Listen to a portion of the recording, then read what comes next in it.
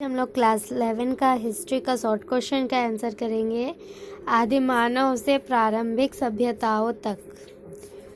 पहला क्वेश्चन है, नवपाषाण युग की महत्वपूर्ण विशेषता है। इसका आंसर है कृषि पद्धति का आविष्कार। अल्तामीरा गुफा डैश में अवस्थित है। इसका आंसर होगा स्पेन। होमो हैबिली शब्द का अर्थ है, इसका आंसर होगा डच मानव।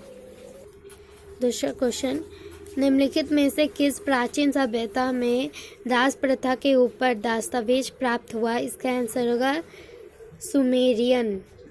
हड़प्पा सभ्यता की सामुद्रिक बंदरगाह की खोज कहाँ की गई थी? इसका आंसर होगा लोथल में। पाषाण काल में आदि मानव द्वारा व्यवहृत महत्वपूर्ण औजार था। इसका आंसर होगा हाथ की कुल्हाड़ी। मिस्र का सबसे बड़ा पिरामिड है। इसका आंसर होगा खुफू का। मेसोपोटामिया के मंदिरों को कहा जाता है। इसका आंसर होगा जिगूरत। वर्तमान में सुमेर डैश में है। इसका आंसर होगा इराक। आदि मानव ने आग की खोज डैश में की। इसका आंसर होगा पूर्ण पाषाण युग। आदि मानव से सबसे पहले पालतू बनाया। इसका आंसर होगा कुत्ता। धातु प्रस्तर युग की सबसे बड़ी विशेषता थी। इसका आंसर होगा तांबा एवं पत्थर का व्यवहार। खोई अफ्रीका की डैश है। इसका आंसर होगा आदि मानव की प्रजाति। भारत का प्राचीन ग्रामीण सभ्यता है। इसका आंसर होगा मेहड़गढ़। मम्मी पाया गया। इसका आंसर होगा मिस्र के लोगों का प्रथम आविष्कार था। इसका आंसर होगा कांच की बनी वस्तुएं।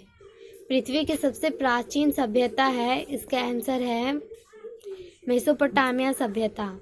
अभिनूतन युग की सबसे बड़ी विशेषता थी। इसका आंसर होगा मानव की उत्पत्ति। नवप्रस्तर युग के बाद कौन सा युग आया? इसका आंसर होगा ताम्र प्रस्तर युग। हड़प्पा सभ्यता थी।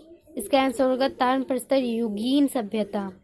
प्राचीन भारत में सर्वप्रथम किस फसल की खेती की गई? इसका आंसर होगा धान।